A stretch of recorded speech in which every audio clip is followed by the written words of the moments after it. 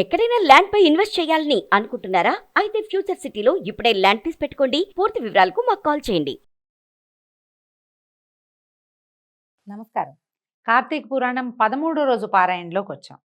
వశిష్ఠుడు జనక మహారాజుకి చెప్తున్నారు, ఈ కార్తీక మాసం గొప్పతనం ఎంత చెప్పినా ఇంకా చెప్పవలసింది ఎంతో కొంత ఉంటుంది.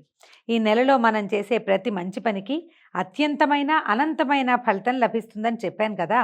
ఈ మాసంలో అతి ముఖ్యంగా చేయవలసింది నదీ స్నానం, అలాగే దీపారాధన, సమారాధన అంటే భోజనాలు పెట్టుకోవడం, మన వన సమారాధన చేస్తాం కదా, అది చెప్తున్నారు. ఇవన్నీ పుణ్యాన్ని ప్రసాదించే కారణాలు. అదేవిధంగా ఒక పేద బ్రాహ్మణ బాలుడికి ఉపనయనం చేయటం ఎంతో మంచిది. అక్షరాభ్యాసం కూడా మంచి ఫలితాన్ని ఇస్తుందిటండి. ఎవరైనా అక్షరాభ్యాసం చేసుకుంటామంటే వాళ్ళకి ఖర్చు మనం ఇవ్వడం అన్నమాట, అది కూడా చాలా మంచిదట. ఉపనయనం చేయడానికి తగిన శక్తి లేని వాళ్ళు దక్షిణా తాంబూలాలని ఇచ్చి ఉపనయనం చేయించినా ఉపనయనం చేసిన ఫలితమే లభిస్తుంది.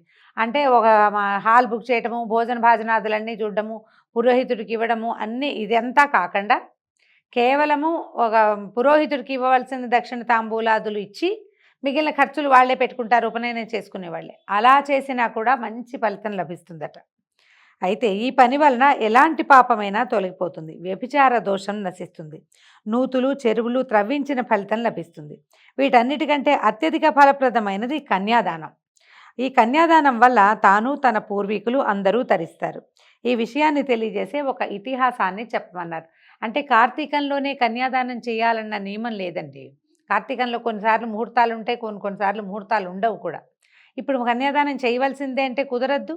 ఎవరైనా పెళ్లి చేసుకునేటప్పుడు కన్యదార పోయటానికి మనం పెట్టుకోవచ్చు, లేదా దక్షిణ తాంబూలాదులు ఇవ్వచ్చు, ఇలా చేయొచ్చు. కానీ కార్తీకంలో ప్రామిస్ చేయొచ్చు, మనం మీ అమ్మాయికి వివాహానికి కావాల్సిన ఖర్చు నేను ఇస్తానని ఎవరైనా పేదింటి వాళ్ళ కోసం మనం వాళ్ళ కన్యాదానానికి సరిపడా డబ్బు ఇస్తామని ఇవాళ ఈ నెలలో ఈ కార్తీక మాసంలో గనక ఒప్పుకుంటే తర్వాత వివాహం ఎప్పుడు జరిగినా సరే మనం అప్పటి ఖర్చులు అప్పటికి ఇచ్చేస్తాము, కానీ ఫలితం మాత్రం లభిస్తుంది అని చెప్తారు.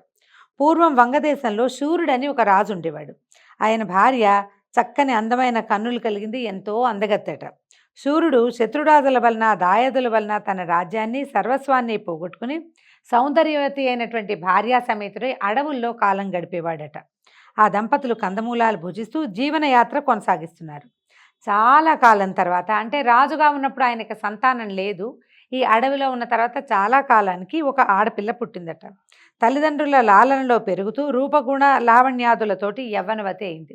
ఒకతే పిల్లని చక్కగా ముచ్చటగా పెంచారు. అమ్మాయి యుక్త వయస్కురాలు అయిందనమాట. అందచందాలు కలిగిన ఆ రాకుమారిని చూసి ఒక మునికుమారుడు మోహించాడు.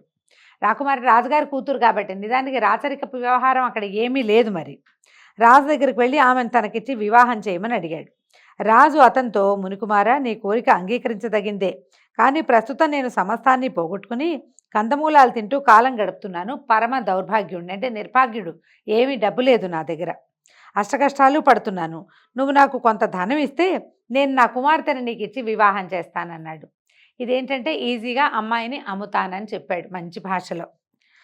అయితే ఆ మునికుమారుడు కుబేరుని గురించి తపస్సు చేసి కుబేరుని అనుగ్రహాన్ని సంపాదించి సమస్త సిరి సంపదల్ని పొంది ఆ సిరి సంపదలను మహారాజుకిచ్చి రాజకుమార్తెని వివాహం చేసుకున్నాడు. వివాహం అయిన తర్వాత ఈ ముని బాలకుడు తన భార్యను తీసుకుని పెళ్లి కుమార్తెను తీసుకుని వెళ్ళిపోయాడు. మహారాజు మునికుమారుడిచ్చిన సంపదలతోటి విశాలంగా పెద్దది చక్కగా శుభ్రంగా ఉన్న ఆశ్రమాన్ని నిర్మించుకుని జీవించడానికి అవసరమైన వస్తువులను సేకరించుకుంటూ భార్యా సమేతుడై సుఖంగా బతుకుతూ వచ్చాడట. మరికొంతకాలం గడిచాక పెద్దమ్మాయి పెళ్ళైపోయిన కొంతకాలానికి రాజుగారికి ఇంకో అమ్మాయి పుట్టింది. అదేంటంటే 20 సంవత్సరాల తర్వాత అప్పటికి పెద్దవాళ్ళు అయిపోతారు కదా అనిపిస్తుంది మనకి. పాతకాలంలో యవనవతి అయ్యింది అంటే 25 ఏళ్ళు రావక్కర్లేదండి. 8 ఏళ్ళు నిండితే అష్టవర్షాత్ భవేత్ కన్య అని పిల్ల పెద్దది అవ్వకుండా 10-11 ఏళ్ల వయసున్న పిల్లల్నే రూపలావణ్యాదులు చూసి వివాహాలు చేసేసుకునేవాళ్ళు. కన్యా వివాహము అంటే పెద్ద పిల్లలు కాకముందు పెళ్లి చేయటమే. 10 సంవత్సరాలు, 8 ఏళ్ల నుంచి 10 లోపల పెళ్లి చేసేసేవారు. 10 ఏళ్ల గ్యాప్ పెద్ద గ్యాప్ కాదు కదా, ఇటీవల కాలంలో కూడా కనపడుతుంది. అయితే ఈ కూతురు పుట్టేసరికల్లా మళ్ళీ కూతురు పుట్టగానే వీళ్ళు చాలా ఆనందించాడు. పెద్ద అమ్మాయి పుట్టింది, ఆ అమ్మాయికి వివాహం చేసాము, బోళ్ళు సంపాదించుకున్నాము. మళ్ళీ ఇంకో అమ్మాయి పుట్టింది, ఇప్పుడు కూడా బోళ్ళంత సంపాదించుకోవచ్చని రాజుగారు సంతోషించాడట. ఆమెను కూడా ఎవరికైనా ఇచ్చి వివాహం చేసి ధనాన్ని సంపాదించుకోవచ్చని భావించాడు. అయితే యతీశ్వరుడు అనే మహర్షి ఒక ఆయన ఆ నర్మదా నదీ స్నానానికి తపతి తీరం నుంచి బయలుదేరాడు. తపతి అనేది ఒక నది, మనకు తెలిసి ఉంటుంది చాలామందికి. సూర్యుని కుమార్తె తపతి. యమున కూడా సూర్యుని కుమార్తె అని చెప్తారు. యముడు యమి ఇద్దరు అన్న చెల్లి. వీళ్ళ కథ మనకి కార్తీక పురాణంలోనే 2వ రోజు కథలో చెప్పబడుతుంది. తర్వాత శనీశ్వరుడు తపతి జన్మించారు తర్వాత 2వ భార్యకి. ఆ తపతి కూడా ఒక నదిగా మారింది. ఈ తపతి నదీ తీరం నుంచి నర్మదా నదీ స్నానానికి బయలుదేరాడట. సూర్యుడున్న ప్రాంతానికి, ఆ అటవీ ప్రాంతానికి వచ్చాడు. సూర్యుడిని కలుసుకుని అతని యోగక్షేమాలను గురించి అడిగాడు. మహారాజు ఇలా అడుగుతున్నాడు అనమాట. మునిపుంగవ, నేను వంగదేశానికి అధిపతిని, నా పేరు సూర్యుడు. నా రాజ్యం శత్రువుల పాలైన కారణంగా నేను ఇలాగ అధోగతి పాలై అడవుల్లో పడ్డాను. దరిద్రం కంటే గొప్ప కష్టము, పుత్రశోకానికి మించిన దుఃఖము, భార్యా వియోగ సంతాపాన్ని మించిన వ్యాధి ఉండదు. నిజం కదా, ఇవన్నీ కష్టాలు. ఈ కష్టాలను మనం చాలా కథల్లో చూస్తూ ఉంటాం. అయితే నాకు 2 కుమార్తెలు. ఒక కుమార్తెను కొంత ధనం తీసుకుని ఒక ముని కుమారునికి ఇచ్చి వివాహం చేసి కాస్తలో కాస్త ఇప్పుడు బెటర్గా ఉన్నాను, బాగున్నానండి, నా పరిస్థితి బాగుందన్నాడు. తర్వాత చిన్న కుమార్తెను కూడా ఎవరైనా ధనం ఇచ్చిన వాడికి ఇచ్చి వివాహం చేయాలనుకుంటున్నానండి అని తెలియజేశాడు. తెలియజేస్తే యతీశ్వరుడు ఆశ్చర్యపోయాడు. మహారాజా, అదేం పని? కన్యని అమ్మటం మహాపాతకం. కన్యాశుల్కం అనేది మనకి దేశంలో పెద్ద దురాచారం, చాలా కాలం ఉండేదండి. అది పోయాక వరకట్నం వచ్చింది. ఇది ఇంకా పోలేదు. ఇదివరకు అమ్మాయిని అమ్ముకోవడం తప్పనేవాళ్ళు. మరి అబ్బాయిని అమ్ముకోవడం తప్పన్న మాట ఇంకా ప్రజలు నేర్చుకోలేదు. అయితే ఈ ధనంతో చేసేటువంటి దైవకార్యాలు, పితృకార్యాలు నిరుపయోగమైనవి. అమ్మాయిని అమ్మిన తర్వాత వచ్చిన డబ్బుతోటి చేసే ఏ దైవ కార్యము ఫలించదు, దానివల్ల ఉపయోగం ఉండదని చెప్తున్నాడు ఋషి. నీకు నరకమే సంప్రాప్తిస్తుంది, పుత్ర సంతానం కలగదు. ఇక నీకు మగపిల్లలు పుట్టరు, ఎన్నిసార్లు పుట్టినా కన్యలే పుడతారు. వాళ్ళని నమ్ముతావు, నువ్వు డబ్బు సంపాదిస్తావు, దాంతో ఏవో కార్యాలు చేస్తావు, వాటి వల్ల నీకు వచ్చే లాభం ఏముండదు. అమ్మాయిలు నమ్మేసిన పాపం మాత్రం నీకు వస్తుందన్నాడు. దేనికైనా ప్రాయశ్చిత్తం ఉంది, కానీ కన్యా విక్రయం చేసిన వాడికి ప్రాయశ్చిత్తమే లేదు. నా మాట విను. ఈ కార్తీక మాసంలో కన్యాదానం చెయ్యి. శుభ గంగాస్నాన ఫలితాన్ని, అశ్వమేధ యాగాన్ని పొంది తరిస్తావు. పెద్ద కుమార్తెకు కన్యాశుల్కం తీసుకున్నటువంటి దోషం కూడా నశిస్తుందని హితోపదేశం చేశాడట. మహాన్ భావ, అవేం మాటలు! పాప ఫలితంగా నరకయాతలు ఎప్పుడు కలుగుతాయో ఎప్పుడు కలగో కానీ దరిద్రంతో పడే జీవనయాతనలు దాటి బయటపడడమే ముఖ్యం. అంటే పరలోకం సంగతి ఆలోచించద్దు, ఇహలోకం గురించి ఆలోచించుకోవాలి కదా. ఇప్పుడు రూపాయి లేకపోతే నిర్ధనుడికి వచ్చే కష్టం ఇంకెవ్వడికీ రాదు. వాడికి తిండి, గుడ్డ, గూడు ఏవి ఉండవు. సమాజంలో గౌరవం ఉండదు, విలువ ఉండదు, మర్యాద ఉండదు. ప్రధానమైంది సుఖ సంతోషాలు అనేవి ఉండవు. నిర్ధనుడు చాలా కష్టపడతాడు. దరిద్రులకు వచ్చే కష్టాలు వాళ్ళే తెలుసుకుంటారు, కానీ మిగిలిన వాళ్ళకి తెలియవు. ఇప్పుడు చనిపోయాక ఏం జరుగుతుంది అనేది మనకేం తెలుసు? మనకి తెలియని విషయం కదా అది. తిండి తిప్పలేక జీవన సౌఖ్యాలకు దూరం అయిపోయి చిక్కిశల్యమై బతకటము, ముక్కు మూసుకుని తపస్సు చేసి మోక్షం కోసం అరులు చాచడం ఎంత అవివేకమో మీకు తెలుసా? ఇలా రోజు తపస్సు చేస్తున్నారు మీరు మోక్షం కోసం. ఈ మోక్షం కోసం చేసే తపస్సు ఎంత అవివేకం. ఇప్పుడు హాయిగా తినడం లేదు, తిరగటం లేదు, తిండి నిద్ర లేదు, సుఖము లేదు. ఇవన్నీ పోగొట్టుకొని నిత్యము తపస్సు చేస్తే రేపు ఏం రాబోతోందో మీకు అసలు తెలియనే తెలీదు. మీకు తెలియని విషయాన్ని మీరు ఆచరిస్తూ నాకు తెలియని విషయాల్ని నాతో చేయించాలని ఎందుకు చూస్తారు అని అడుగుతున్నాడు. ఇది సాధారణంగా మనం ఎదుర్కొనే ప్రశ్న అండి. మరణం తర్వాత ఏం జరుగుతుందో మనకి తెలియనే తెలీదు. స్వర్గమా నరకమా ఏమిటి అనేది తెలీదు. మనం ఇప్పుడే అనుభవిస్తాము అన్న భయం ఉంటే కొంచెం కాస్త ఆగుతాం, మనం తప్పులు చేయకుండా, పొరపాట్లు చేయకుండా. కానీ పరలోకం గురించి భయపడే వాళ్ళు చాలా తక్కువ ఉంటారు. ఎప్పుడూ కూడా అన్ని యుగాల్లోనూ ఇదే పందా ఉంది. మీరు ఏమైనా అనండి, ఎన్నైనా చెప్పండి, నేను నా కుమార్తెను ధనమిచ్చిన వరుడికి ఇచ్చి మాత్రమే వివాహం చేస్తాను అన్నాడు రాజు. మహారాజు ఆలోచన విధానం చూసినటువంటి యతీశ్వరుడు చాలా ఆశ్చర్యపోయాడు.